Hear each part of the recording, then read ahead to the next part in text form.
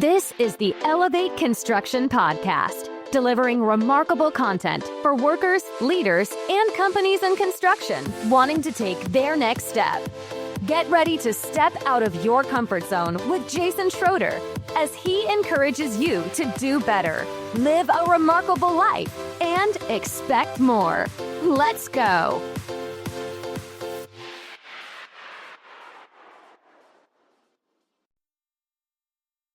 Welcome to the Elevate Construction Podcast, where we encourage leaders to do hard things. My name is Jason Schroeder, and today's topic is how leaders can affect change through proper teaming principles. This is the last podcast in this short series. Much more could be said on this subject. We'll likely say more in the future. We can drill down into each of these topics in the future, but for right now, this series will complete with this podcast, and then we'll get back to normal content. But please reach out to me if you have any desire to learn more, if you need personal help with any of these things, if you want coaching, or if you want to ask questions or ask for further clarification. Also, before we begin, let me ask you to please share one of these on your LinkedIn page and comment. This is like missionary work for this podcast without the awkwardness, so why not? Hey, let's go ahead and share it if you like the quotes and if you like the podcast. So why would you want to listen today?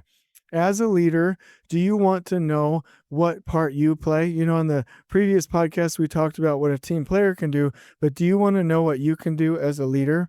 Do you like the ideas, but you don't quite know how to implement this yet?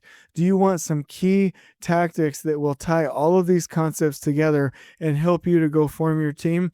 Well, if you do, then today's podcast is for you. You are absolutely going to love today. So let me give you a quote. Teamwork is not a virtue. It is a choice, a strategic one.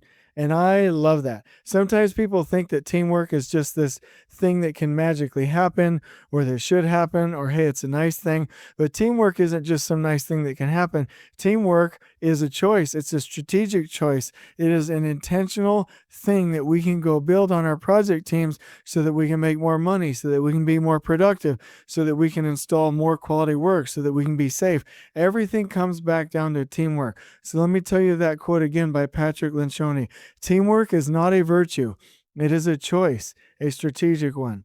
So let me tell you a quick little story overview and let you know that when I started reading these books, and I'll give you a challenge at the end of this, which will lead into this, but when I started reading these books, I applied at least 2 or 3 concepts from each book into my day job, into my work, into the things that I was doing on a project site. I tailored it to my role at the time. So I'll give you for instance, there's a book called The Advantage from Patrick Lencioni, and it talks about how to build the leadership team and then scale communication.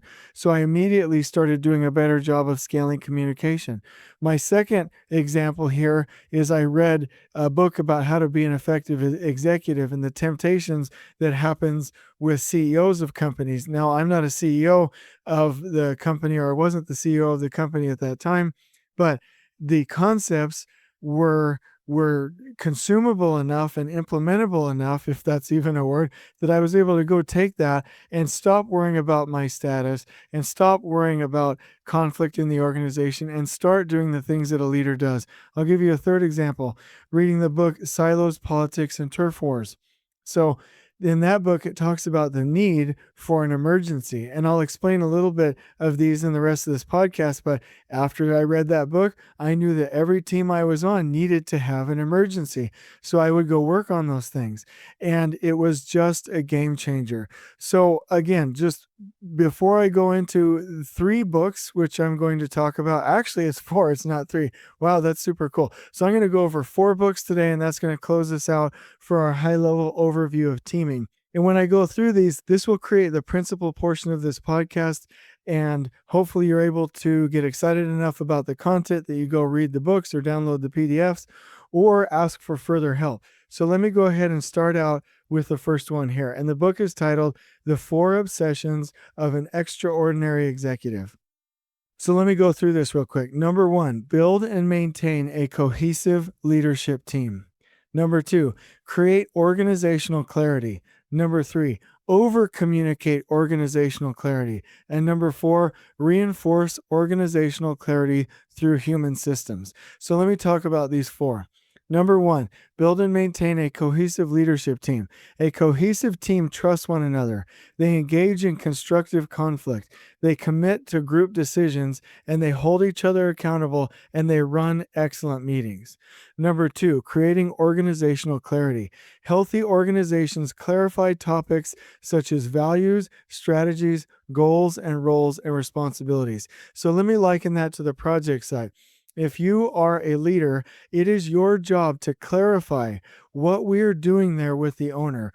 What are the conditions of satisfaction from that owner? What are the things that they are paying for? What are the things that they want us to execute in the course of construction? What do the designers care about? What do the engineers care about? What do the neighbors care about? What are the key things that will get through that project? Are you communicating those things as a leader? Are you going to your 1/3 or 2/3 point milestones and saying, all right, everybody, the key right now is to have design done, to reconcile all change orders, to go into a mode where we're getting structural cabling in, all low voltage systems. We need to make sure in the next month we have our power on, air on, and that we're heading in a direction with commissioning and punch list that we can go be successful. So the key right now is ... Do you have little moments like that where you clarify what the project needs at the time, why we're doing it, why it's important to the owner, why it's important to the designers? Okay, so that's how it applies to construction. Number three, over-communicate organizational clarity. Healthy organizations align their employees by repetitively and comprehensively communicating all aspects of organizational clarity. So, there will be times if you do this where you're considered that preachy kind of a guy that always has something to say. I know that always happens to me, but it always works for me as well. I, in the morning huddles with the workers, will say, all right, everybody, one more time, what did the owner pay for? And I'll put my fingers up and somebody will say, they want a clean job site. I'm like, yes. Somebody else will say, they want us to be good neighbors. I'll say, yes. And then we'll go through the other three. And in this example, it would be remarkable waterproofing. It will be a good quality product and a safe job site. And I'll be like, okay, the owner paid for these 5 things. Now, how today can we go make sure we execute on that promise? And the same things that I would say in the team meeting, I would say to all the workers. All right, everybody, this is the phase that we're in. We really need to start making this building look finished. I want all areas clean. We need to begin full-scale demobilization. The final clean people will start, fire alarm testing will start. We need to make sure that everything is heading in a direction to finish, and we need to make sure that all of us are mentally on board with that. The same thing I would say to the team in the office, I would say to the workers out in the field, because there is absolutely nothing wrong with everybody knowing that clarity, with everybody knowing where the project is heading, even if they're being told things that they're not directly a part of. It helps them to become a part of the overall system. Number 4, reinforce organizational clarity through human systems.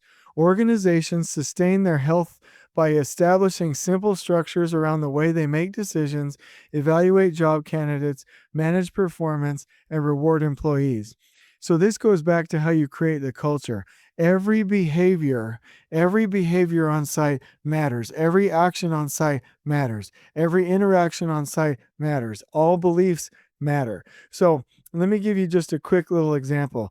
For me, one of the biggest things that I try and get around when I'm helping an organization is the end rounding and the backbiting and the lack of direct communication. So reinforcing these systems through human systems, reinforcing organizational clarity and culture through human systems. This is an example I'll give you. So I want people to talk directly to each other. I want people to have healthy conflict. I want people to trust each other. So every time somebody calls me or calls somebody with whom I'm working and they say, well, I'm having trouble with such and such, ... The first thing that I always try to remember to do is to say first, well, have you talked to that person? Okay, no, you haven't talked to that person. What could we do to get you comfortable to talking to that person? Even if we have to call them together, I would rather not take your complaint and then me go talk to that individual person. That culturally starts to break down what we're trying to create here. Can I coach you to talk to them one-on-one, or can we do it all together to build that relationship? And then I hear a coworker of mine, in the same position, an executive in a large construction company, somebody called them, and then I realize that they've now scheduled a meeting to go handle it one-on-one with that other person.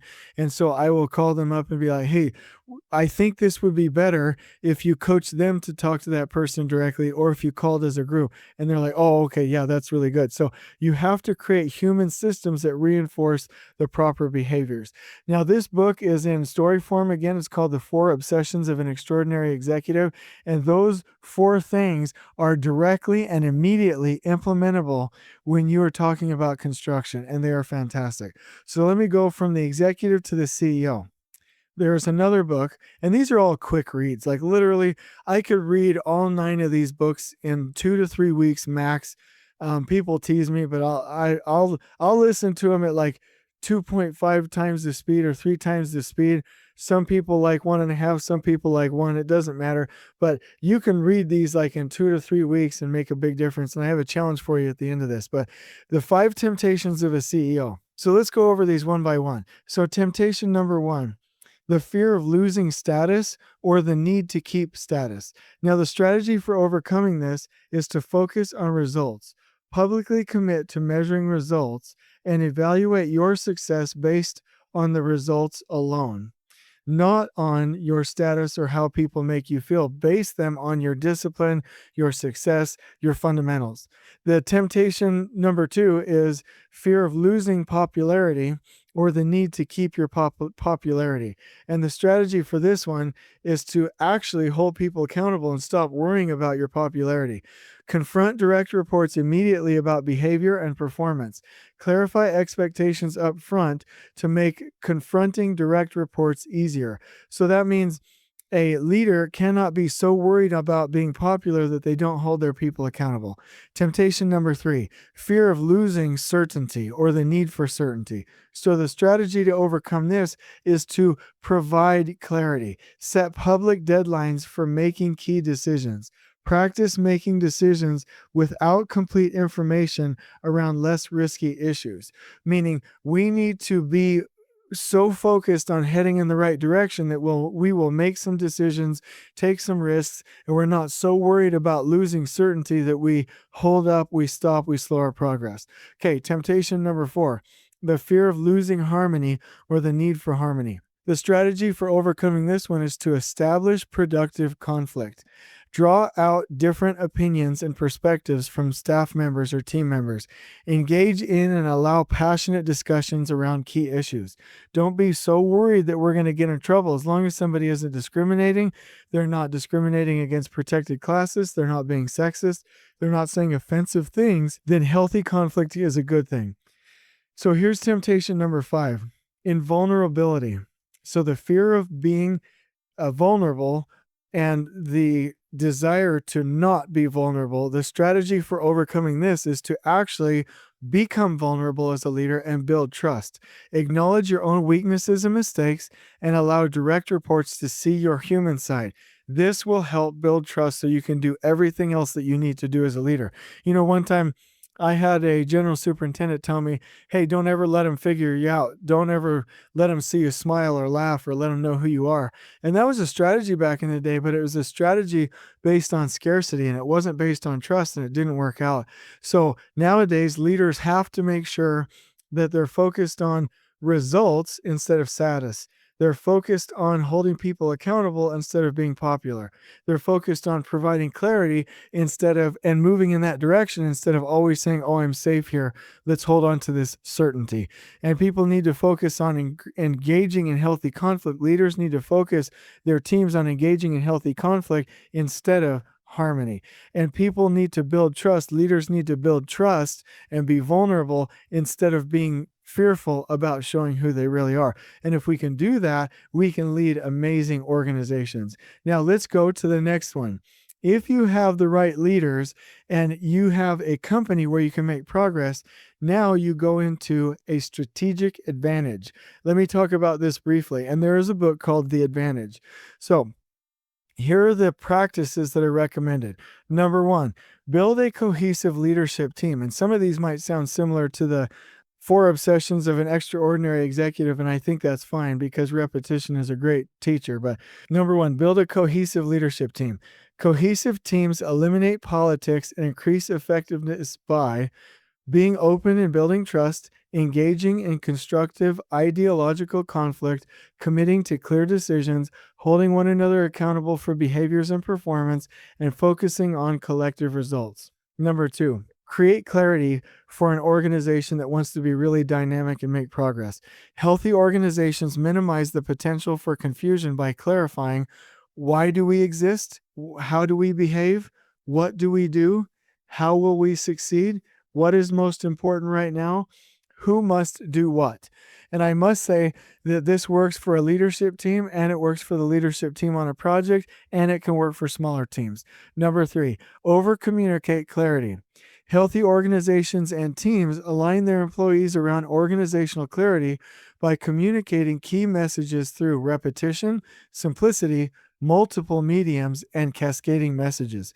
And number 4, reinforce clarity. Organizations sustain their health by ensuring consistency in hiring, managing performance, rewards and recognition, employee dismissal, and meetings. So we have to reinforce the clarity of what we're doing as an organization and as a team.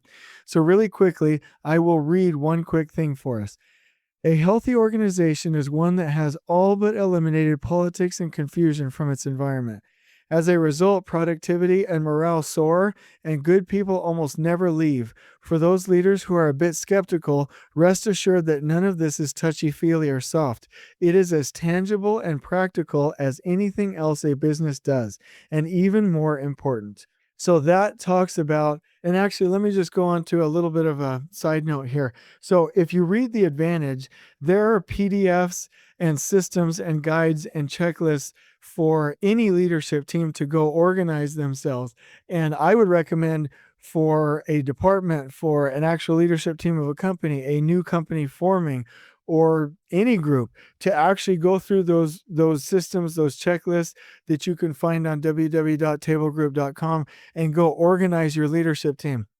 There are lots of consultants out there, and I love them, and I hope they make lots of money and keep making their 10 grand, 30 grand, 100 grand a visit.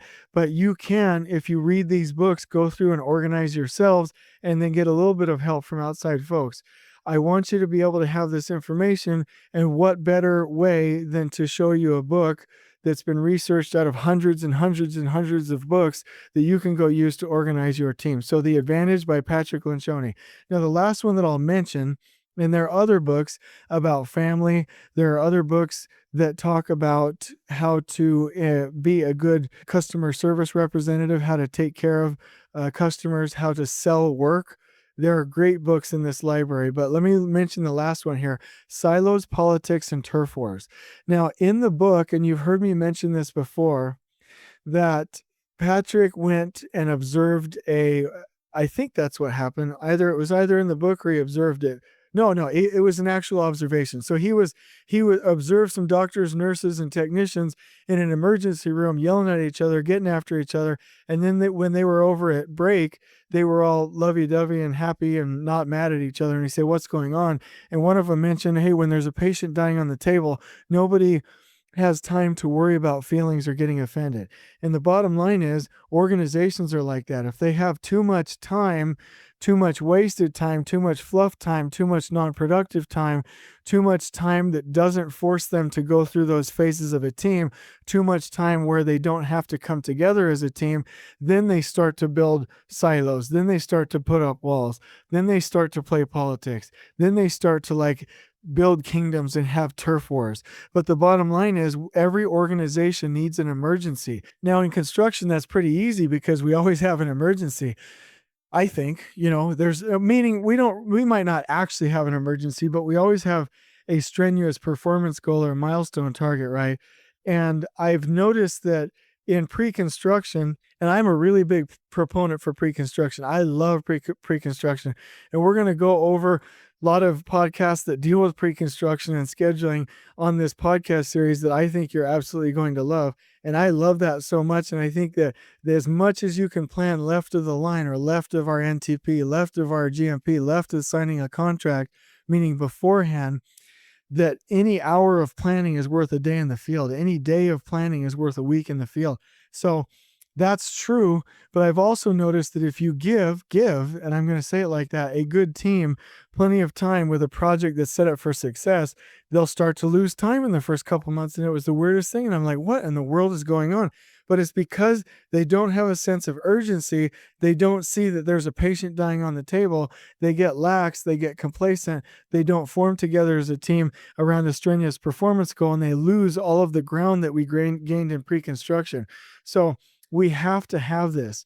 Now, the way that we do this in organizations, Patrick Lencioni recommends that you create a thematic goal, a single contemporary and qualitative rallying cry shared by all members of the team for that phase of the project and for what you're doing. And then underneath that, like if you have one thematic goal, you might create 1, 2, 3, or 5 defining objectives. The temporary qualitative components of the thematic goal shared by all members of the team. Meaning, according to this thematic goal, what are the objectives that we're trying to hit underneath that overall rallying cry? And then third, create standard operating objectives, the ongoing priorities of the organization shared by all members of the team. So you can do this with a leadership team or with an entire organization and scale back and forth clarity behind these goals and get all departments and all teams and everyone rallied behind these defining objectives, which is rallied behind that thematic goal, the rally cry, right? Or in your team, you can make sure that your team has a milestone or a performance target or some rally cry at the moment, and then you just have to define that objective, and you have to make sure that you clarify the ongoing priorities on a daily basis that will meet those objectives. You can do this. It's scalable to any portion of the organization. So those are 4 books. I do recommend either downloading the PDFs or reading those books yourselves if you want to dive in, or you can ask me for help, reach out to me on LinkedIn, whatever you want. But basically, the current condition here is that we have leaderless teams out there. We have organizations with a lack of purpose. We have organizations and teams that don't have a focus, don't have an emergency. We have people that are so fearful about losing their popularity, losing their certainty that they won't go do the right thing. We have people out there that don't know what's going on because we haven't scaled communication. We haven't defined what the customer and what the designers and what the project and what we are trying to do. We haven't communicated that to everybody, right? So we have issues in construction, issues within teams that are hurting us and hurting our productivity. Now, I see a lot of website posts and LinkedIn ads and things like that that talk about improving productivity. And again, people usually will say, I have a new software, or I have this tip or trick, or I have this tool or whatever. And they think that by doing that, we'll somehow fix the gap in construction that we have with experience, with skills, with training, and with organizational team development. It's just not going to get it done. We need to make sure that we have leaders in the proper position. We need to make sure that we have organizational health. We need to organize our teams as our first priority, and we need to get everyone in construction trained at every level from top to bottom or from side to side, however you want to look at it. And that's what we need to do. We have people at every level of management that is missing a key for them to go be successful in their leadership. And we have to get that to people. Technology isn't going to solve it alone. Systems are not going to solve it alone. Theories are not going to solve it alone. We have to get people to get this into their own minds. And if you hear me recommend books and trainings, the reason I do that is because we have to go earn this. If somebody told me right now that they wanted me to change their organization for the better, I would start with all of their leaders, and we would be reading a book every 2 weeks. We would be reflecting on it. We would be doing trainings. We would be doing in-person trainings. We would be doing exercises that encouraged and reinforced accountability. We would encourage leaders to give 100%, to get out of their comfort zones, to have difficult conversations, to practice, to model, to do it over and over and over again. That's what I would do. And then I would scale that to everybody else in the company. But it's going to be difficult. And I know that from experience if you don't have the leaders on board. So that's the current condition. And the solution is, and let me give you something really dynamic. And I would really like somebody to get back to me in like 2 years. We're probably going to be on podcast episode 1500 by that time, but actually, let's just do that. I want somebody to volunteer to do a podcast interview with me for episode 1500 when we get there, to tell me how this worked. Go read these 9 books. Go read these 9 books from the table group and read them every week or every month or whatever you want. Reflect on them. Heck, I'll even do it with you. It's not a big deal. Like if you want to, or if we want to start a group, we want to start a Facebook group, I'll do whatever you want, but go read these 9 books and let me list them out for you right now. So here they are. These are the ones that I would read in order. Number 1, The Motive. Number 2, The 5 Dysfunctions of a Team. Number 3, The Ideal Team Player. Number 4, Death by Meeting. Number 5, The Advantage. Number 6, The 4 Obsessions of an Extraordinary Executive. Number 7, The 5 Obsessions of a CEO. Number 8, The Truth About Employee Engagement. Number 9, Silos, Politics, and Turf Wars. If you read those books like all in a row every week or every month and reflect on them, whatever you want to do, and then you come back to me at episode 1500 of this podcast, I want you to tell me, or actually 1500, we'll get there sooner rather than later. We'll probably be there by mid next year. Get back to me and let me know if you did not make $10,000 more than you otherwise would have, or $20,000 more base salary than you otherwise would have. Tell me how that affected your career. Did you go start a business? Did you get promoted into that next level? Did you make more money? Are you more effective? Are you getting home more on time? If you go take this challenge, I guarantee you, you will see life-changing results, career-changing results. I attribute most of my success along my lean journey, and I've just barely begun. But I attribute most of my success as a leader within that lean journey to these 9 key books. So go do that study and let me know how it worked out for you. So that's a solution and a challenge. I really would like you to do it. And if you're like, man, I wish in this podcast he would just explain everything. Well, first of all, I'm doing my best. We have 3,000, 4,000 podcast topics out ahead of us on notes ready to go. So I don't think that we can spend the next 30, 40 podcast episodes talking about just this. I really think you can go get this from the books, put in the work, put in the discipline, and you will immediately see results. I am so sure about this. I'll give you your money back for the podcast. Just kidding. You don't pay anything anyway. I'm just kidding. You really, really need to go do this. It's a game changer. Any position. And if you're not in construction, go read these same books. You can do anything on this earth, have any role, any position, and this will help you. Okay. So here are some tips and tricks. Always liken these concepts to your work, and always consider that you are the CEO. This is probably one of the best bits of advice that I'm going to give you of all time. Do not act in your current role. In fact, actually, let me tell you just this quick little story. So when I was in construction first, I was doing form setting, equipment operating, and finishing. And I worked for a residential contractor for a while, then a commercial contractor doing tilt-ups and other commercial work.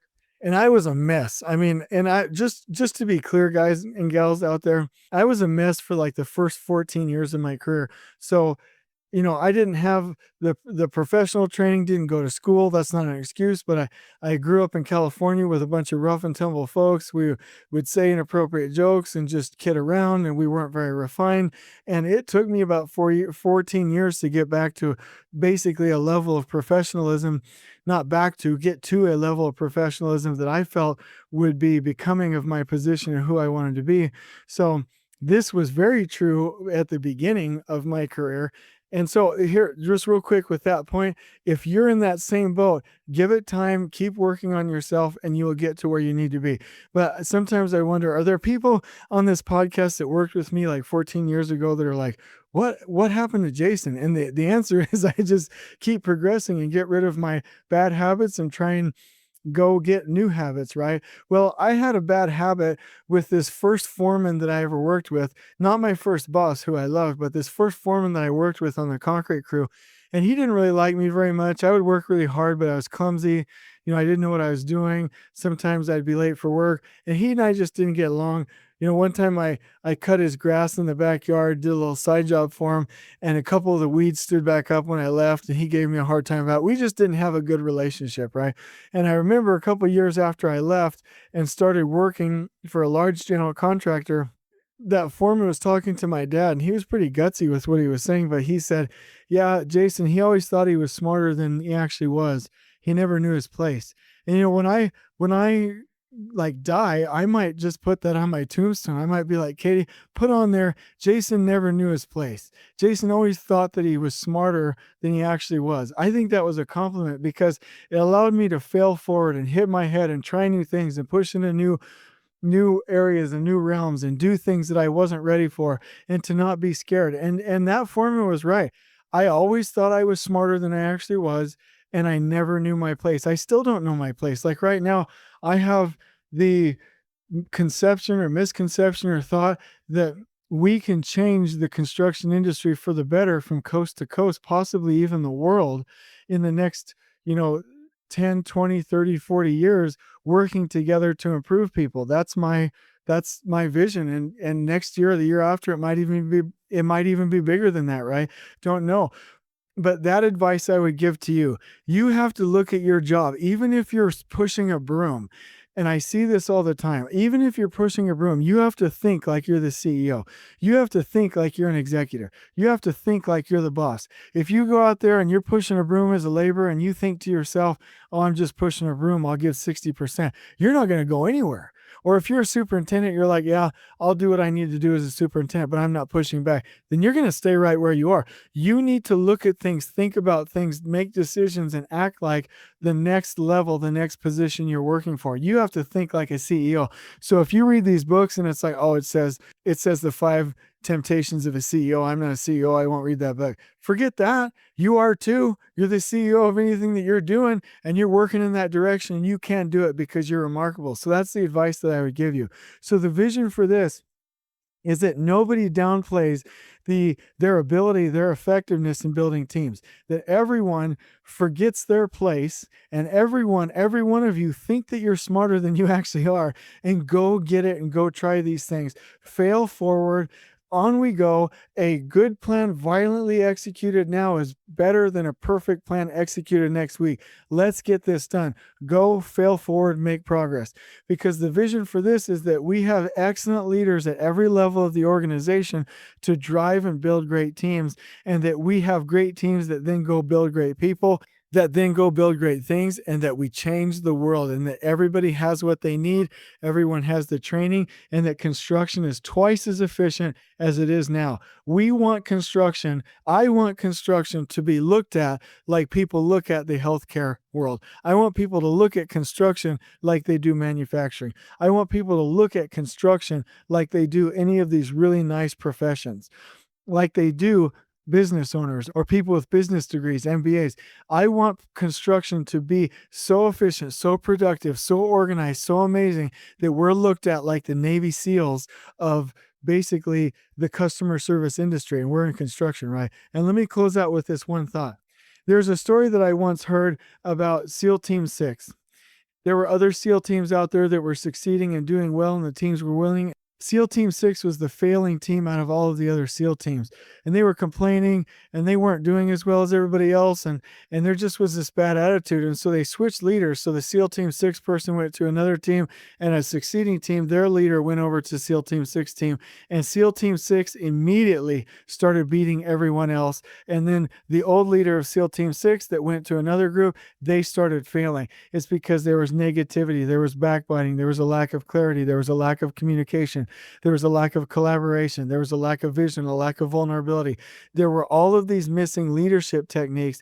And the bottom line in that story, and if you want to read this story, then go read the book Unbeatable Mind, or you can read Extreme Ownership by Jocko Willink. There's a number of really good stories that will capture that same theme, that there are no bad teams, there are only bad leaders. We need leaders to step up and do what they're supposed to do to build teams. And so that is the vision for this podcast. If you need help, we're here to help. If you need personal coaching, there are options out there. Call me, I'll hook you up, or I'll help you personally, whatever you want. But we need to make sure that we have great leaders at every level of the organization so that we can go change the world and get everybody respect back into construction through leaders, so that families and people can be protected at home and that we have remarkable lives. And so that's the challenge. Let's go get these books read. Go download those 9 books if you want to. If you want to be remarkable, hey, we're only talking like 10, 15, 20 grand in about 2 years. Go do those things. That is the challenge. Until we meet again, I hope this helps, and on we go. Please join us next time in elevating the entire construction experience for workers, leaders, and companies coast to coast. If you're enjoying the show, please feel free to share with your construction colleagues and help us spread the word by rating, subscribing, and leaving a review on your preferred podcast listening platform. We really appreciate it. We'll catch you next time on the Elevate Construction Podcast.